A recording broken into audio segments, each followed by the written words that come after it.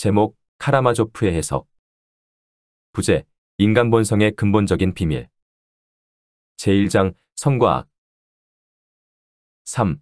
악마의 세 가지 시험의 의미. 그리스도가 인류에게 주려고 했던 자유의 의미를 알기 위해서는 한 명의 위대한 정신분석가의 도움을 받지 않으면 안 된다. 독자들은 정신분석학의 창시자인 프로이트를 떠올리겠지만 그의 이름은 도스토옙스키이다. 도스토옙스키는 카라마조프의 형제에서 대신문관이라는 극시의 형식을 통해 그리스도가 인류에게 주려고 했던 자유가 무엇인지에 대하여 보여주고자 했다. 참고로 프로이트는 대신문관을 세계 문학사상 가장 뛰어난 압권 중 하나라고 평가한다. 그는 셰익스피어의 버금가는 자리를 차지하고 있다.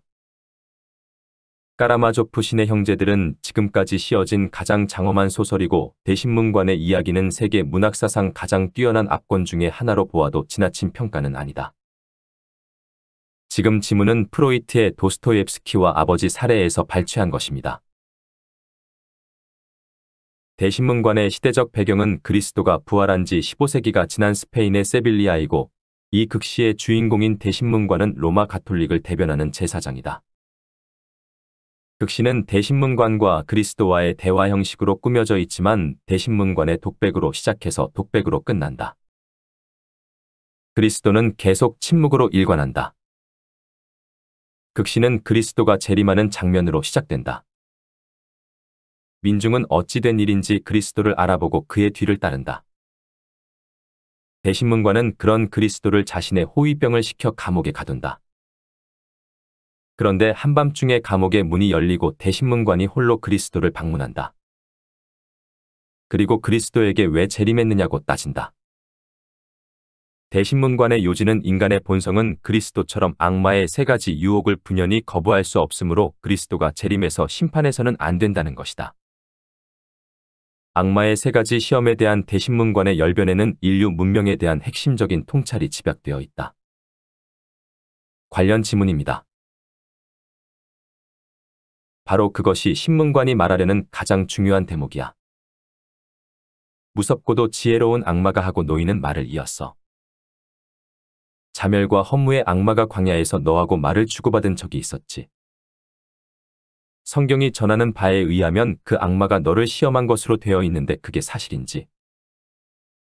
그러나 그 악마가 세 가지 물음으로 너한테 고했던 말, 너한테 거절당했던 말, 성경에서 시험이라 불리는 그 말보다 더 진실한 말이 과연 어디 있겠는가? 만약에 언젠가 이 땅에서 정말로 위대한 기적이 이루어진 때가 있다고 한다면 그것은 이 세 가지 시험의 날에 지나지 않는 거야. 즉, 이 세 가지 시험 속에 다름 아닌 기적이 포함되어 있기 때문이지. 가령 여기서 이 무서운 악마의 세 가지 물음이 성경 속에서 자취도 없이 사라져버려서 또다시 그것을 성서에 써 넣기 위해 새로이 고안하여 창작하지 않으면 안 되게 되었다고 가정해보자. 이것을 위해 세계의 모든 현자들, 정치가, 성직자, 학자, 철인, 시인 등을 모아놓고 이 세 가지 물음을 고안해 만들어다오. 그러나 그것은 어디까지나 사건의 위대성에 적응해야 할 뿐더러 불과 세 마디의 말, 세 마디의 인간의 말로 전 세계와 전 인류의 미래사를 남김없이 망라해서 표현하지 않으면 안 된다. 이런 과제를 주었다고 하자. 이런 경우 전 세계의 전지전능을 한데 묶어 짜내본다 하더라도 그 힘과 깊이에서 강하고도 현명한 악마가 광야에서 너한테 던진 세 가지 물음에 필적할 만한 것을 과연 그들이 짜낼 수 있을 것인가? 너도 그런 것쯤은 알고 있을 테지. 이 세 가지 물음만으로 판단하더라도 그 실현의 기적만으로 판단하더라도 변하기 쉬운 인간의 지혜가 아니라 영원하고도 절대적인 영지를 상대로 하고 있다는 것이 판명되지 않느냐 말이다. 왜냐하면 이 세 가지 물음 속에 인간의 전 미래사가 하나의 완전한 모양으로 집약되고 있을 뿐만 아니라 지상에 있어서의 인간성의 역사적 모순을 남김없이 집약한 세 가지 형태로 나타나 있기 때문이지. 그야 물론 미래를 알 수 없기 때문에 그때만 해도 이런 것은 잘 몰랐을 테지만 그로부터 15세기라는 세월이 흐른 오늘날에 와서는 이 세 가지 물음 속에 무엇 하나 증감할 수 없을 만큼 모든 것이 예언되었고 또 그 예언대로 모두 맞아 들어가고 있다는 것을 잘 알 수 있지 않느냐 말이다. 도대체 어느 쪽 말이 옳은가 너 자신이 판단해봐라. 내가 옳은가 아니면 그때 너를 시험한 자가 옳은가. 지금 지문은 도스토옙스키의 대신문관에서 발췌한 것입니다. 대신문관은 그리스도가 재림해서 인류를 심판해서는 안 된다는 증거로서 세계사를 제시한다. 대신문관이 악마의 세 가지 물음 속에 인간의 전 미래사가 하나의 완전한 모양으로 집약되어 있다라고 말한 것은 세계사는 악마의 세 가지 물음 속에 들어있는 세 가지 기적의 요소를 실현하려는 인간의 무의식적 노력의 결과로서 만들어진다는 뜻이다. 이것이 세계사의 발생과 발달을 추동하는 영원하고도 절대적인 섭리이다. 이 섭리가 인간의 변하기 쉬운 지혜를 뛰어넘어 세계 전체를 관장하고 있는 것이다. 프랑스 혁명의 예를 들면 첫 번째 기적의 요소는 부르주아들이 프랑스 민중에게 약속한 지상의 빵이었고, 두 번째 기적의 요소는 자유와 평등과 박애라는 지상의 신앙이었으며, 세 번째 기적의 요소는 나폴레옹이라는 지상의 신이었다. 다른 세계사적 사건도 이와 똑같은 세 가지 기적의 요소가 들어있다. 러시아의 볼셰비키 혁명에서 첫 번째 기적의 요소는 볼셰비키가 민중에게 약속한 토지와 빵이었고, 두 번째 기적의 요소는 분배의 평등이라는 지상의 신앙이었으며, 세 번째 기적의 요소는 스탈린이라는 지상의 신이다. 볼셰비키는 자신들의 혁명이 프랑스 혁명처럼 끝나지 않게 하려고 노력했지만 악마의 세 번째 유혹을 거부할 수는 없었다. 관련 각주입니다. 참고로 E.H. 칸은 필자의 의도와는 반대로 역사는 반복되지 않는다는 것을 보여주기 위해 이 사례를 들었다. 볼셰비키는 프랑스 혁명이 나폴레옹 같은 인물로 끝나버린 것을 알고 있었으므로 자신들의 혁명이 같은 종말을 짓지 않을까 하고 두려워했습니다. 그래서 그들은 자기들 가운데에서 가장 나폴레옹을 닮은 트로츠키라는 인물을 경계하고 나폴레옹을 가장 덜 닮은 스탈린이라는 인물을 믿었던 것입니다. 지금 지문은 E.H. 카의 역사란 무엇인가에서 발췌한 것입니다. 마찬가지로 독일 민족은 경제 부흥이라는 지상의 빵과 게르만 민족의 세계 지배라는 지상의 신앙에 매혹되었지만 그 결과는 히틀러라는 지상의 신에 대한 숭배로 끝이 났다. 대신문관의 말처럼 인류는 악마의 세 가지 유혹을 분연히 거부할 수 없었다. 르봉도 프랑스 혁명에서 이러한 세 가지 기적의 요소가 작용하고 있음을 발견했다. 이 감정은 아주 단순한 특징들을 지니고 있다. 즉 우월하다고 여겨지는 존재에 대한 숭배, 그 존재가 갖고 있다고 여겨지는 권력에 대한 공포, 그 존재의 명령에 대한 맹목적 복종, 그의 교리들을 논하는 것에 불가능함, 그 교리들을 전파하고 싶은 욕망, 그리고 그 교리들을 받아들이지 않는 모든 사람들을 적으로 생각하는 경향 등이 그것들이다. 이 감정이 보이지 않는 하나님을 향하건 돌로 만든 우상 또는 영웅이나 정치적 이념을 향하건 간에 상관없이 그것의 본질은 항상 종교적인 것으로 남아있게 된다. 또 거기에는 초자연적인 것과 불가사의한 것도 존재한다. 군중은 그들을 순간적으로 열광시키는 정치적 주장이나 승리를 거둔 지도자에게 동일한 신비스러운 권력을 부여한다. 지금 지문은 르봉의 군중심리학에서 발췌한 것입니다. 르봉은 대중심리가 아주 단순한 특징을 가지고 있다고 말하며 그것을 세 가지로 묘사하고 있다. 첫 번째가 우월하다고 여겨지는 존재에 대한 숭배, 두 번째가 그 존재가 갖고 있다고 여겨지는 권력에 대한 공포, 그리고 세 번째가 그 존재의 명령에 대한 맹목적 복종이다. 대중심리가 가진 이러한 세 가지 특징은 악마의 세 가지 물음 속에 있는 세 가지 기적의 요소와 같다는 것을 알 수 있다. 다만 르봉은 다수 대중의 관점, 즉 피지배자의 관점에서 설명하고 있고 대신문과는 그리스도의 관점, 즉 지배자의 관점에서 표현하고 있다는 점이 다르다. 르봉이 발견한 대중심리의 첫 번째 특징인 우월한 존재에 대한 숭배는 악마의 첫 번째 물음인 모든 돌을 빵으로 만드는 기적을 행하는 존재에 대한 민중의 복종과 같다. 두 번째 특징인 우월한 존재가 가지고 있는 권력에 대한 공포는 악마의 두 번째 물음인 성전 꼭대기에서 뛰어내려도 죽지 않는 신비한 존재에 대한 두려움과 다르지 않다. 나폴레옹에 대한 프랑스 민중의 심리에서 보듯이 인간은 자신이 이해할 수 없는 현상을 기적이나 신비라고 부르며 그러한 기적이나 신비를 보여주는 존재에게 두려움을 느끼고 그 존재에게 자신의 양심을 지배할 수 있는 신비스러운 권력을 부여한다. 대중 심리의 세 번째 특징인 우월한 존재의 명령에 대한 맹목적 복종은 악마의 세 번째 물음인 천하만국을 지배하는 존재의 명령에 대한 맹목적 복종과 똑같다.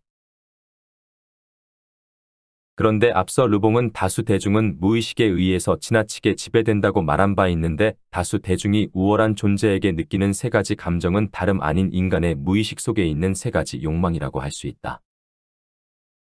따라서 악마의 세 가지 시험도 인간의 무의식 속에 있는 세 가지 욕망을 의미하게 된다.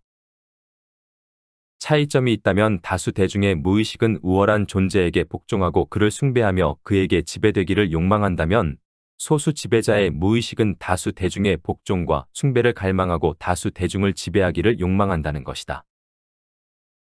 악마는 그리스도가 인간의 무의식 속 세 가지 욕망을 충족시켜 줄 때 인간의 복종과 숭배를 끌어낼 수 있다고 그리스도를 유혹한 것이었다.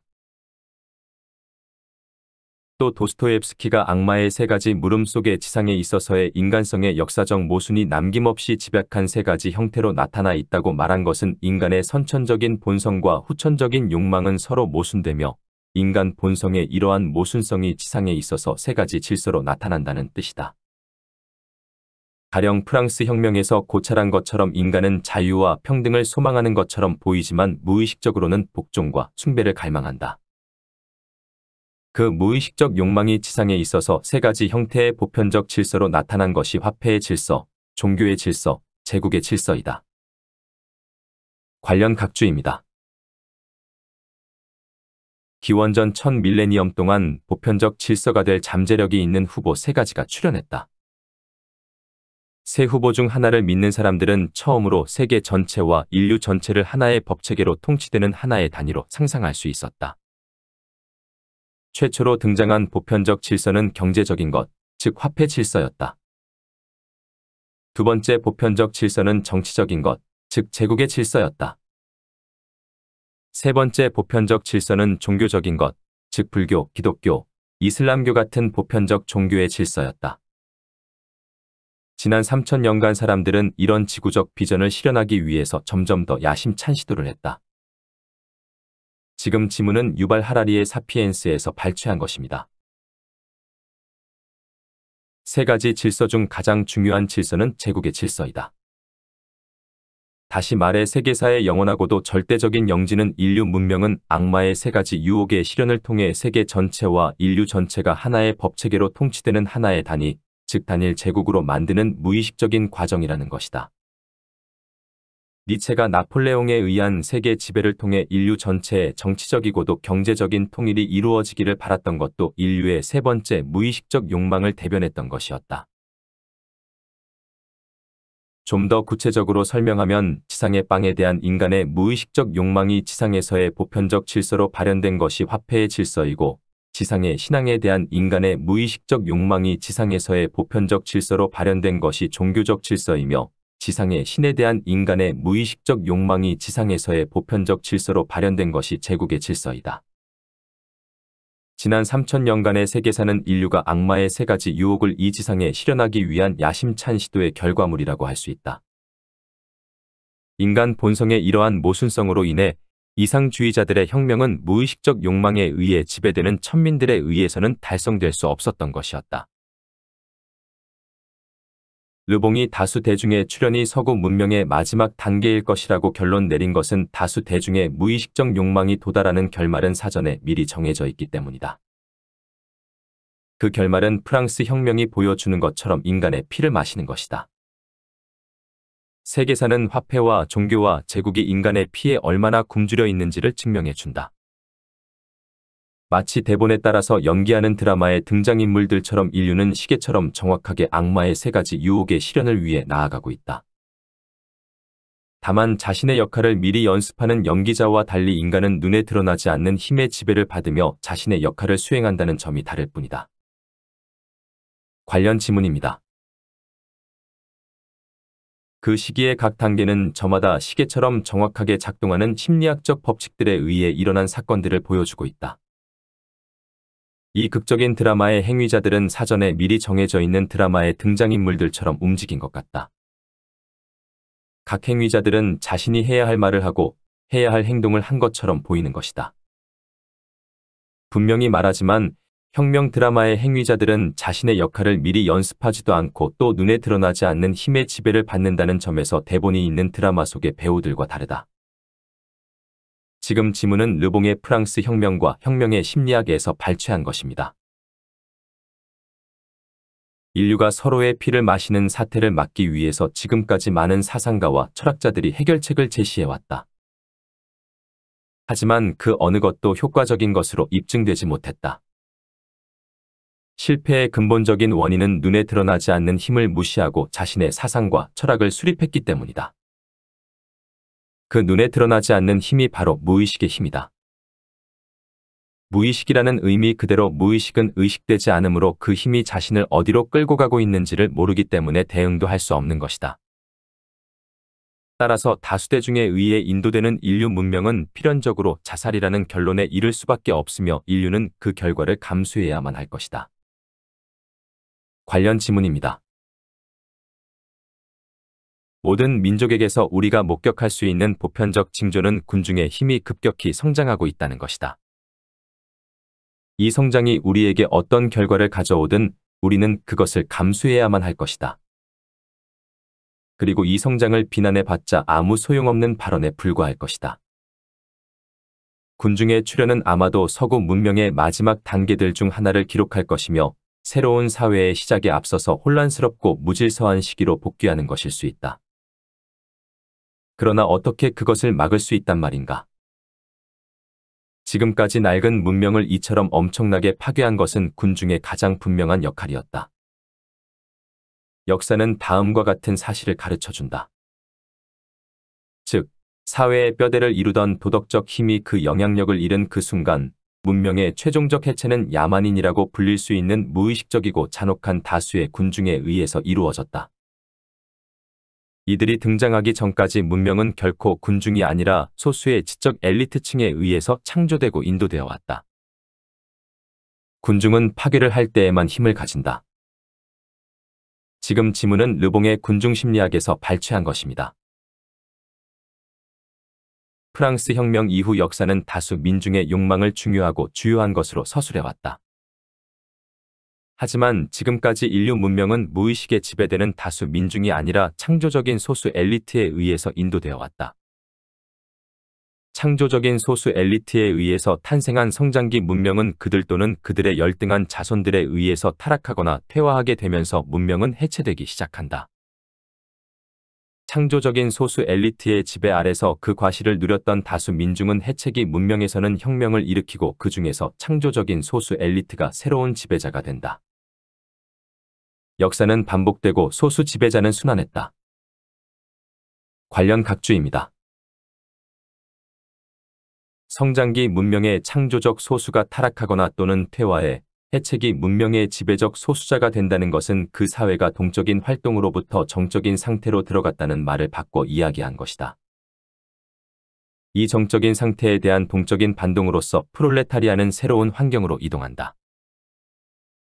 우리는 이와 같은 관점에서 프롤레타리아가 지배적 소수자로부터 떠남으로써 새로운 문명이 탄생하는 것은 원시사회에서 문명이 탄생하는 전환의 경우와 마찬가지로 사회가 정적인 상태로부터 이를테면 기본체제에 대한 혁명처럼 동적인 활동으로 옮겨가기 때문이라는 것을 알 수 있다. 지금 지문은 토인비의 역사의 연구에서 발췌한 것입니다. 하지만 이런 식으로의 역사의 반복은 더는 일어날 수 없게 되었다. 세계의 대부분 국가에서 다수 대중이 지배자가 되었기 때문이다. 그리고 그 대부분 국가는 화폐의 질서 아니면 종교의 질서가 지배하고 있다. 조금 후에 더 상세히 논의하겠지만 본질에서는 제국의 질서가 지배하고 있다. 대신문관의 말처럼 15세기가 지난, 아니 21세기라는 세월이 흐른 오늘날에 와서도 악마의 세 가지 물음 속에 예언된 미래는 무엇 하나 증감할 수 없을 만큼 현실이 되었다. 그리스도는 스스로 악마의 세 가지 유혹을 거부하는 것을 보여줌으로써 인류를 자신의 높이에까지 끌어올리려고 했지만 인류는 여전히 악마의 세 가지 유혹의 노예로 살고 있다. 대신문관의 말처럼 그리스도는 인간을 너무 높이 평가한 것일까? 지문에서 인간은 원래가 반역자로 태어났다라는 의미는 이후에 설명하기로 한다. 관련 지문입니다. 그러나 너는 인간을 너무 높이 평가했어. 왜냐하면 그들은 원래가 반역자로 태어났음에도 불구하고 역시 노예에는 틀림없기 때문이야. 잘 보고 판단해봐라. 그때부터 벌써 15세기가 지났으니 내가 자기의 높이에까지 끌어올린 상대가 대체 어떤 존재들인가를 직접 관찰해봐라. 나는 단언하거니와 인간이란 내가 생각했던 것보다는 훨씬 약하고 비열하게 만들어져 있어. 도대체 내가 한 것과 같은 일을 인간이 해낼 수 있다고 생각하느냐? 그토록 인간을 존경했기 때문에 오히려 너의 행위는 그들에게 동정을 품지 않은 것으로 되어버렸단 말이야. 그것은 내가 그들에게 너무나 많은 것을 요구했기 때문이야. 이것이 인간을 자기 자신보다 더욱 사랑한 너의 짓이었다고 할 수 있을까? 만약에 내가 그렇게까지 그들을 사랑하지 않았다면 그들에게 그렇게까지 많은 것을 요구하지는 않았을 게다. 그리고 그쪽이 오히려 사람에 가까웠을지도 모른다. 즉 그들의 부담이 가벼워질 테니까. 지금 지문은 도스토옙스키의 대신문관에서 발췌한 것입니다. 지금까지 윤종화의 정신분석이었습니다. 저희 채널에서는 카라마조프의 해석 개정판의 국내 출판 및 해외 번역 출판을 대행해 줄 출판사를 기다립니다.